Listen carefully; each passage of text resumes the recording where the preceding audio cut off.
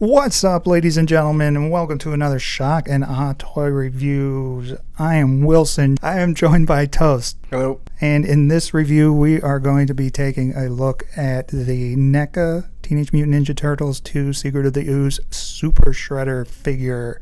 Berg will be joining us. I'll be stepping out for a little bit, but we're going to all take a look at this guy and give our thoughts. The kitchen utensil. Have you guys done the kitchen utensil joke yet? Nope. It's going to happen a lot. Okay. I don't know how good you guys can see. He's got crazy eyes. Coffee. He has got, as far as I remember, super accurate costume details. As far as I remember. I haven't seen it a second time. Right. Agreed. So 1991, I think. Yeah.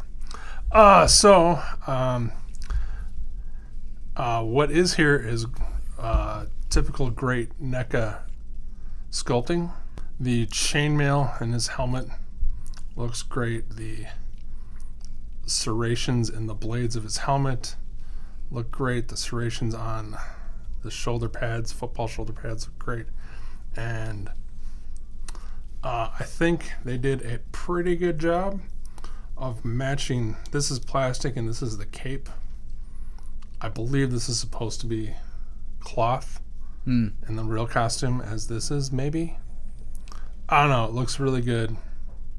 I don't remember. The metal work and the metal paint and weathering looks pretty decent.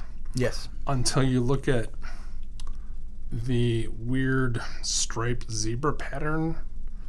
I'm hoping, since that's all over this guy, that's how it was in the movie. Wasn't he heavily shadowed? Yes. Okay. And he was moving. Right. So, I don't know. In the broad daylight of the back room, looks kind of terrible. Because if it's supposed to be a stripe pattern, they're not all the same widths. Anything, it just seems to be randomly painted. And some of them, like these 2, 3, are heavily painted, and then this one is barely painted. But it's on both sides, and it's on his legs like that, and his arms like that. So I'm going to go with it's supposed to be like that. I think it looks okay out of the corner of your eye. If you're not looking straight at it, I think it achieves the desired effect of metallic-ish. I do like the serrated blades having a highlight. Yeah, that's nice. Yeah, and the wash on it looks great. But he's super muscular in the movie, so he's got super crazy, obviously fake muscle. The great sculpting in the wrists and crotchal regions looks great. His hands are especially dirty and run down, and a lot of they aren't city hands, Mr. Hooper, they're working hands. Yeah. And yeah, his boots have the same worn metallic look. The wraps on the back of his legs, I think, look very, very good. I like them a lot. The thing, the monkey in the room is this purple stuff. Now, in my mind, and I could totally be wrong, if you remember the 90s Flash costume, the TV show, John Wesley's ship, looked kind of like it was a velour type. Yep. I remember him having the same type of weird, not normal. I wasn't the same type of material, but it was not like, oh yeah, that's spandex or that. It had a weird. I don't remember Shredder well enough.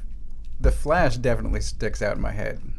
But it had this weird purple shine dark spot that I do remember. That being said, their choice of black lines and weird silver highlights looks dumb. It reminds me of those the DC Jim Lee painted like single light source action figures. Yes, exactly. Or every NECA cartoon turtle where... Right, the cartoon accurate ones, but this is a movie figure, Right. and the painting doesn't match the armor.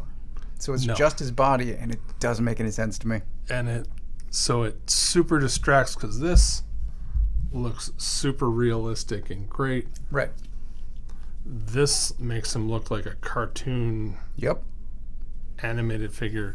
So it is a very stark and not good contrast. Plus, the paint job is very haphazard because there's weird little, I don't know if it's just the purple or No the blemishes. blemishes or if they're supposed to be there, but I don't know. I think it might actually look worse on camera. I don't know. But it only works if the light is shining down. Because this way, it just looks even dumber. Because the highlights would be on his. Right. So anyway, that's my... And if you put his arm like that, all the lights sourcing is It's wrong. broken. So, very, very odd choices. So yeah, his cape has a great drape to it. Yeah.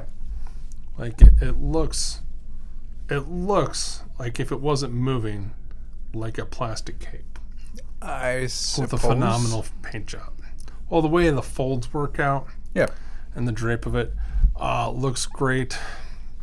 I love the fact that it's like got the weird pattern on the one side but not the other. Like, That makes it look metallic. yeah, it looks just like in the movie to my awful recollection. Yeah, and it's a super thin material, doesn't weigh him down at all, and I think it looks good from the front, from the side, and the color of it goes really well with the colors of his armor. Yes. They did, like I mentioned earlier, they did a really nice job of matching that. All right, as far as articulation, he has pretty much the standard NECA human articulation. Head is on a double ball joint, so he can get a lot of good movements. Not as restricted as I thought it would be. And he can look down, which I think is very good for Yes. a guy this size. He has a torso swivel that's rocker. He has a waist swivel that is really tight. He has move your bicep move or your shoulder, move the shoulder joint. I can't tell. It might just be a great sculpt or a really good paint job, but it looks like the shoulder and the mid arm are two pieces. I can't tell. It does not move, but it looks like it could. He has swivel, elbow bend, and then he has the weirdest joint ever, the mid forearm Right. bend, which looks stupid like that until you can get a very good bend.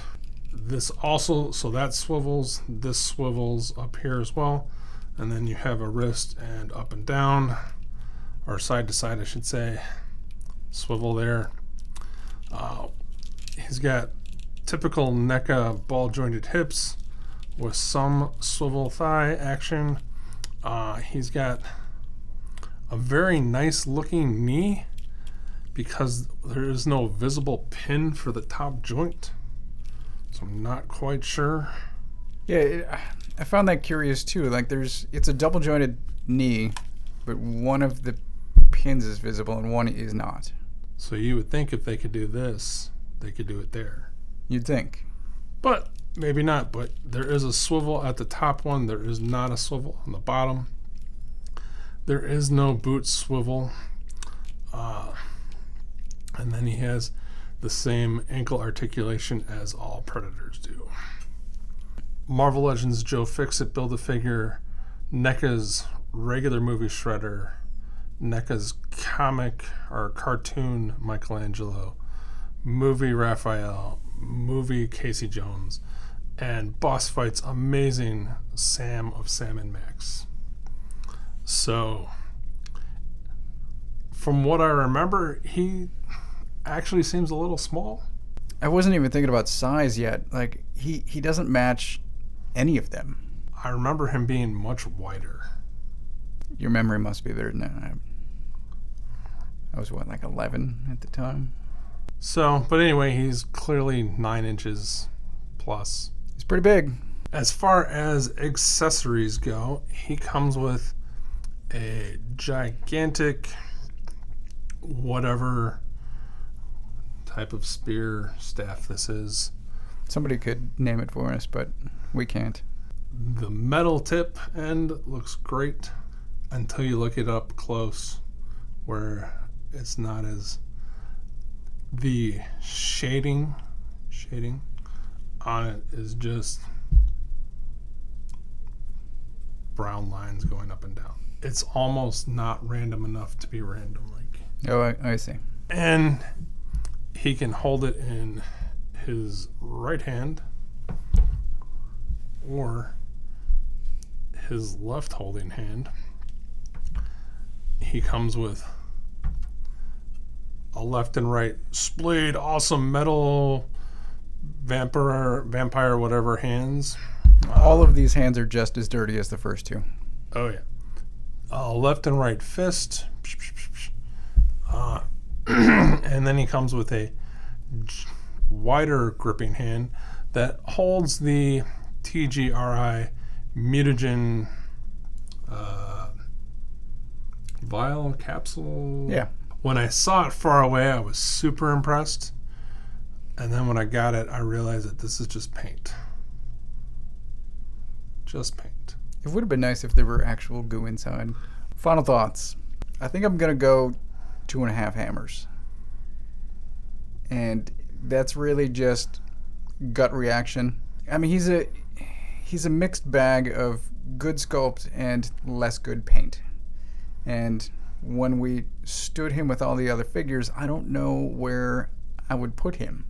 I mean, he should go with the movie figures, but he sticks out like a sore thumb. Agreed. So he's okay, but as far as adding him to a larger collection, I wouldn't know what to do. He's going to stand... Well, I don't have him. I'm not getting him, but he's going to stand behind Toka and Razor.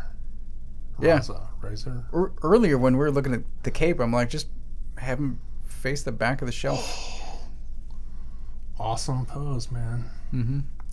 Good deal. I'm going to echo Toast and go 2.5. Mixed bag 100%. From a distance, he looks great, but as soon as you get him up close, that purple, silver, and black jumpsuit paint job just does not work on any level for me, especially considering the other half of the toy looks really nice and fits in really, really well with the paint job and the sculpt of all the other movie guys. He doesn't fit in as a complete package. And I'm sure Wilson will prove me wrong. I also think he just looks too skinny. Just remember him being super bulky.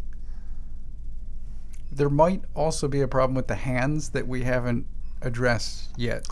Oh, yeah. Because Wilson told us not to. Wilson told us not to pull the hands off.